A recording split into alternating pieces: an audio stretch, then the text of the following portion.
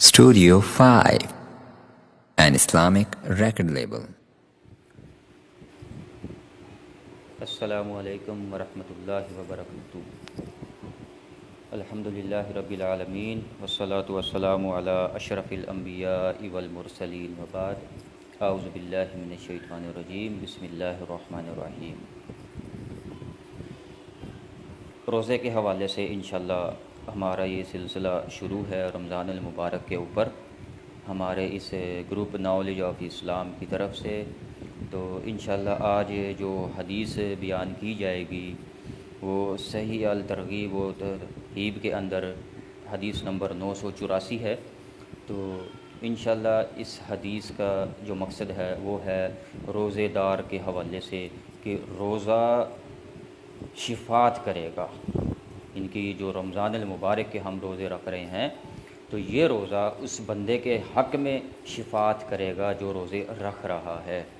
قیامت کے دن روزے دار کے حق میں شفاعت کرے گا اور اس کی شفاعت قبول کی جائے گی، جیسا کہ رسول اللہ صلی اللہ علیہ وسلم کا ارشاد گرامی ہے، روزہ اور قرآن دونوں کے حق میں روزے قیامت شفاعت کریں گے، یعنی کہ روزہ بھی اور قرآن بھی اس بندے کے حق میں شفاعت کریں گے، سفارش کریں گے اللہ رب العالمین کے سامنے۔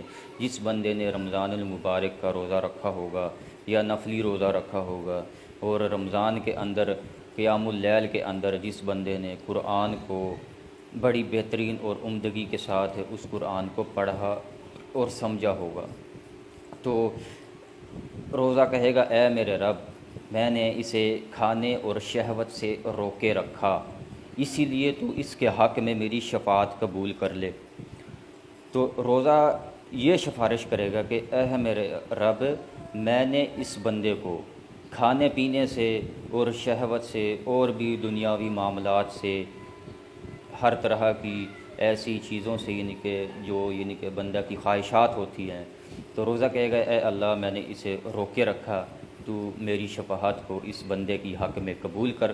اور پھر اسی طرح اور قرآن بھی کہے گا میں نے اس کو رات کو سونے سے روکے رکھا، لہٰذا تو اس کے حق میں میری شفاعت قبول کر لے۔ محترم بھائیو، کیسی پیاری شفاعت ہے روزہ اور قرآن، اللہ اکبر، سبحان اللہ۔ قرآن کہے گا کہ اے میرے رب، میں نے اس کو رات کو سونے سے روکے رکھا، حالانکہ دن بھر کی تھکاوٹ تھی، بھوک اور پیاس سے انسان بالکل ایسے ہوا پڑا تھا کہ بس بستر پہ لیٹ جاؤں اور بس سو جاؤں، اور پھر بھی اس نے اپنے نرم اور گرم بستر کو چھوڑ کر صرف اللہ رب العالمین کی رضا کی خاطر اس بھائی نے رات کو اٹھ کر اللہ کے ہاں قیام کیا، اور اس قیام کے اندر اس قرآن کو اس نے بڑی بہترین اور عمدگی کے ساتھ پڑھا اور خود اس پر توجہ کی، غور و فکر کیا اور اس قرآن پر عمل کیا۔ تو روزہ اور قرآن اس بندے کے حق میں بھی شفاعت کرے گا۔ تو آپ صلی اللہ علیہ وسلم نے فرمایا چنانچہ ان دونوں کی شفاعت قبول کر لی جائے گی، اللہ اکبر۔ تو محترم بھائیو، جس بندے کے حق میں روزہ اور قرآن اللہ کے ہاں شفاعت کرے اور پھر وہ شفاعت قبول ہو جائے، تو اس سے میں کہتا ہوں کہ بڑی بہترین کامیابی والی بات کوئی نہیں ہے۔ تو اسی لیے رمضان کے اس بابرکت مہینے سے ہمیں بھرپور فائدہ اٹھانا چاہیے، اور اس سے ہم ایک ایک لمحے کو قرآن کی تلاوت، ذکر و اذکار سے ہم اپنی زبانوں پر جاری و ساری رکھیں۔ تو اللہ تبارک و تعالیٰ سے دعا ہے کہ اللہ ہمیں بھی روزہ اور قرآن کی شفاعت کا مستحق بنائے۔ جزاکم اللہ خیر۔ السلام علیکم ورحمۃ اللہ وبرکاتہ۔